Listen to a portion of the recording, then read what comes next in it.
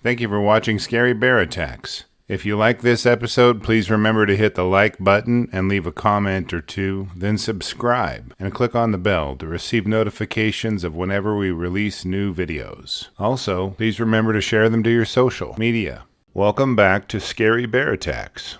Today's episode takes us to the Boreal Forest of northern Ontario, Canada. The topography consists of flat woodscapes covered in dense forests of a mix of pine and fir trees, maple, poplar, ash, and oak trees.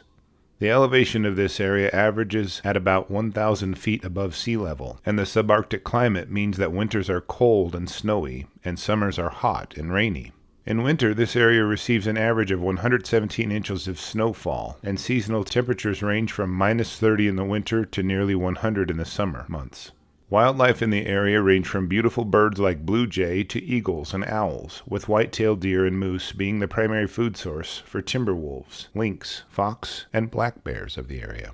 Notice I said primary food source. This would be an indication that there may be a secondary food source for some of these animals. On May 11, 2013, 30-year-old tech entrepreneur Joe Azougar was just finishing up cooking breakfast at his remote off-grid 8x16 cabin located about 10 miles south of the town of Cochrane. Joe grabbed his plate and headed out to his front porch with his German Shepherd Ace for a meal while basking in the peace of his yard. Joe's brother bred German Shepherds and told Joe that he would need a large protective dog up there, so 2 days prior he had brought one up for him. As Joe settled in with his breakfast plate, Ace lay down beside him and stared into the trees. Ace wasn't wound up or upset and seemed to be relaxing as much as Joe. Suddenly there was a thump, and the ground vibrated. Joe looked over to see a massive black bear break from cover very near his cabin and streak toward him and Ace. It may have been part instinct, but Ace was trained to protect, and he met the bear about halfway across the short yard. The two animals growled and thumped in a frenzy of teeth and fur for several minutes as Joe clanged pots and pans together to try to scare the bear away. Joe called a friend of his to tell him what's going on and watched the bear and dog square off. The bear got the best of Ace, and Joe heard his dog howl and bark and watched as the bear killed Ace and dragged him off into the bush. Joe stared in stunned sadness for a few minutes, unsure of what to do now, but he looked up to see the bear returning at full speed. The bear made a beeline for the small window on the back of the cabin. The bear easily shattered the glass in the window and shredded the blinds. It then rolled itself through the window and seemed to grow as he spilled onto the floor just a few feet from Joe. Joe ran through the front door and away from the bear as fast as he could, slamming the door closed behind him. As he ran, he looked over his shoulder, and the bear was already through the door somehow and right on his heels. As Joe fled, the bear ran clear around him and slammed him into the ditch. The 400-pound predator wasted no time and immediately started peeling Joe's scalp from his skull. Joe shrieked in pain and cried out to God not to let him die this way. Just then the bear slowed down for a moment, and that allowed Joe to curl into a ball to protect his neck and head. Since the bear now only had easy access to Joe's shoulder, he started chewing on that. The bear bit into a chunk of flesh near Joe's armpit and pulled, and then did the same thing on his shoulder. He continued to bite and pull and tried to roll Joe over onto his back, but Joe resisted. As the two fought, Joe jammed his thumb into the bear's eye, but the bear didn't even react and continued to bite him. The weight and strength of the bear was so overwhelming that Joe related the attack to being bolted to the ground. The stench of the bear reeked like something dead and rotten. Time seemed to slow down as the bear searched for a weak spot in Joe's defenses to attack. The bear clearly wanted to get at Joe's stomach area, as it continually bit and pulled him in an attempt to flip him. Joe knew that if the bear could get to his belly, it would tear his guts out, so he continued to fight to maintain his defensive position. As the bear continually shifted its attack from Joe's shoulder to his skull, then back to his side, he could see the bear's face covered in blood, and wasn't sure if the blood belonged to Ace or him. The bear returned to Joe's head, and Joe could hear the bear's teeth grating along his skull as it made a sound. Joe could feel the bear trying to get his skull inside of its mouth. At that point, Joe's lost a lot of blood from several bites all over his upper body, and adrenaline and blood loss are starting to wear him down. Just a few minutes before, sisters Denise Didon and Louise Sequin were driving down a bush road near Joe's cabin on a Mother's Day getaway. They were staying with friends at a nearby location and had decided to run to the nearby town of Cochrane to fetch some supplies. Louise glanced over and saw a huge black bear. She reached over, grabbed her sister's leg, and said, "Look, a bear." The women watched as the bear was standing over something that was obscured to them and was thrashing about.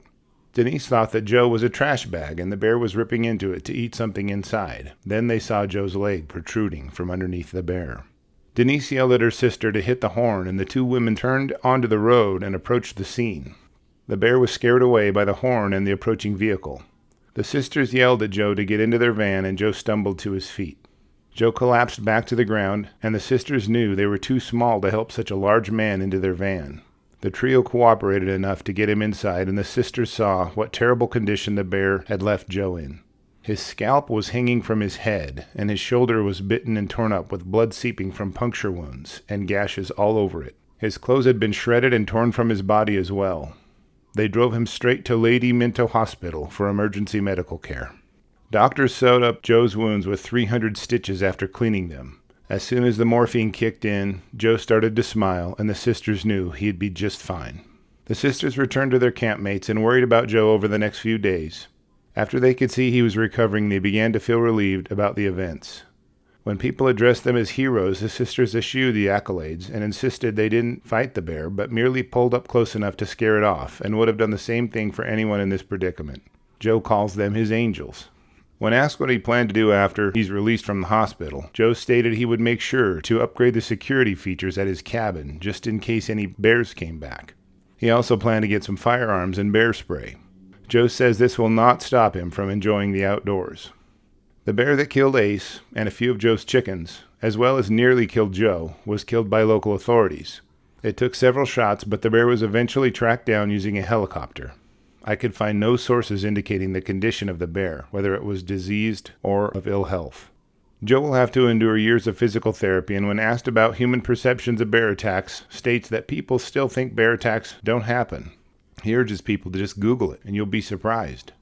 Ontario currently has black bear hunting season, though bear numbers are stated to be over 75,000. The Ministry of Natural Resources offer Be Bear Aware courses to hikers and campers. A few questions I am left with are, was the bear rabid or in a state of poor health? Did the bear attack because Joe's cabin was suddenly introduced to its environment or because it smelled the food? Why didn't it stop once it had the body of Ace to eat? Was this attack a territorial attack? Remember, the most liked comment will receive a $100 gift card, so post something because you never know. Our merch store has some amazing deals on Scary Bear Attack branded apparel, including camping shoes, mugs, and blankets, plus more. I would like to thank Jay for emailing me this story and requesting I report on it. I also want to thank our Patreons, Cole Rodriguez, Cruise Control, Aurora, April Donovan, Ryan Cernicki, Chris Marlar, Wayne Washington, Fluffy Feet, Cheyenne, Greg Schaefer, Gabrielle, and Drone Adventures. As always, thank you for watching Scary Bear Attacks, and we value you as a member of our human community, so please be careful out there, especially in bear country.